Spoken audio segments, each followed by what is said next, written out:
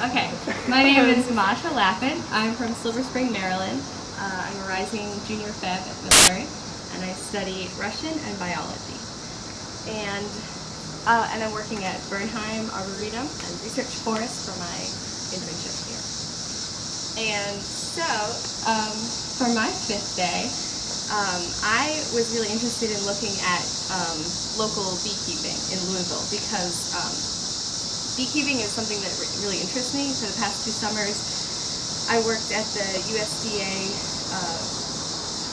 Bee Research Laboratory, and so working there, you really get a taste for the large-scale agricultural system and how beekeeping works into that. And so the research they were doing there had really more of a focus on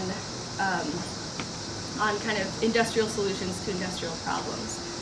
So what I wanted to look at on the local level was how beekeepers, how to keep bees naturally, basically, because there is a lot of artificial chemicals and antibiotics that are used, and even high fructose corn syrup is fed to bees that are transported. Like, honestly, when you look at beekeeping from the local level to the national level, it's like two different animals, because we have kind of to complement the large monocultures that we have in our industrial agricultural system. You have to have an industrial caliber beekeeping system. So what you have is huge fields of almond trees in California that where 60% of the bees kept in the entire United States are transported on trucks across the country, often as far as from Florida to California in trucks, and they're fed gallons of high fructose corn syrup along the way to sustain them. And so I'm getting sidetracked, but yeah, so that was kind of my familiarity with beekeeping, was like the kind of national scale. So anyway, I met with Carrie Van Winkle. She's the founder of Fleur de Bee, which is a local, it's a natural beekeeping blog, and she also founded a natural beekeeping chapter of the Kentuckiana Beekeeping Association. So I hung out with her for an afternoon, and we were just kind of inspecting her hives, and we were putting, she has been extracting honey, so we were putting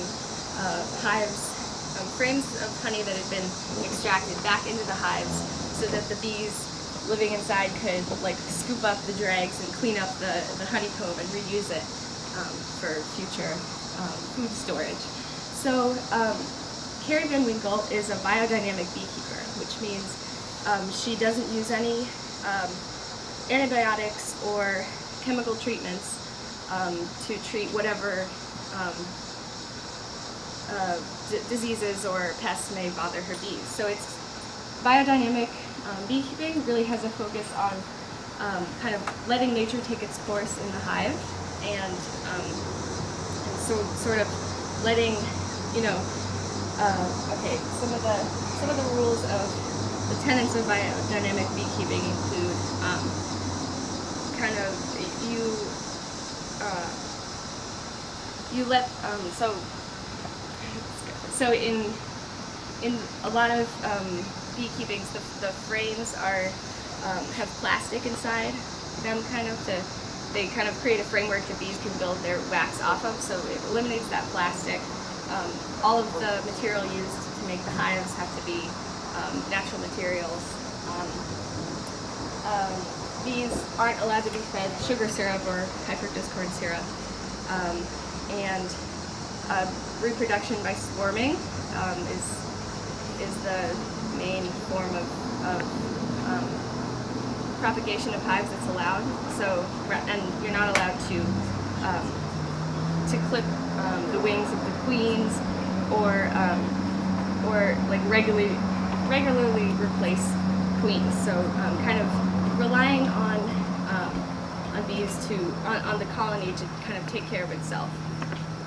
So coming from the beehive, from the coming from the USDA, where I was kind of just overwhelmed by the number of pests that are affecting bees. They have varroa mites, which is like a tick that that enters into the cells of the developing bees and transfers viruses. You have nosema, which is a gut parasite that leads to really gross symptoms within the beehive, and is also linked with colony collapse disorder. You have colony collapse disorder, which is it arose in 2006.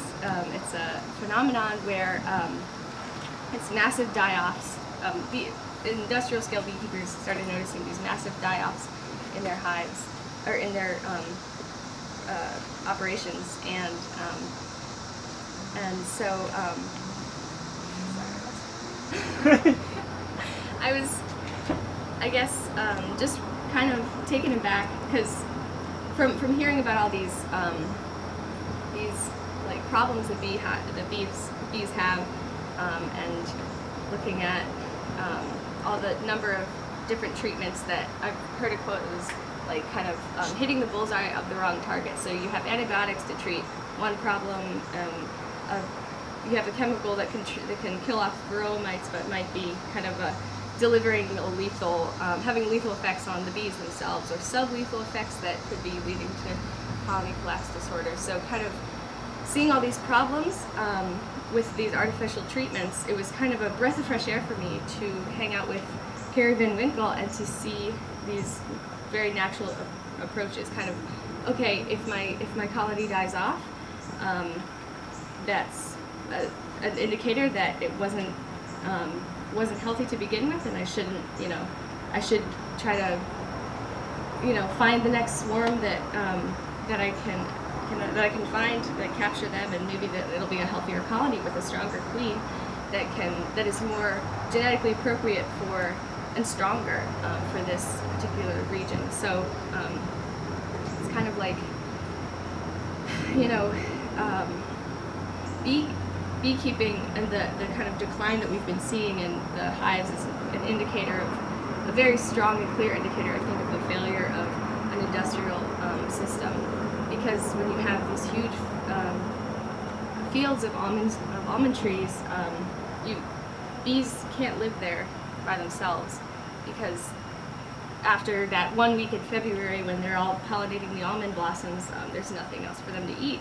So you really have to, plant this polyculture of food sources to have healthy bees. And so I think, it was kind of, but it was refreshing to know that, like, nature, it's not as fragile as we think it is, and it has, we can work in the direction of finding natural solutions for these very serious problems that we're facing in our agricultural system.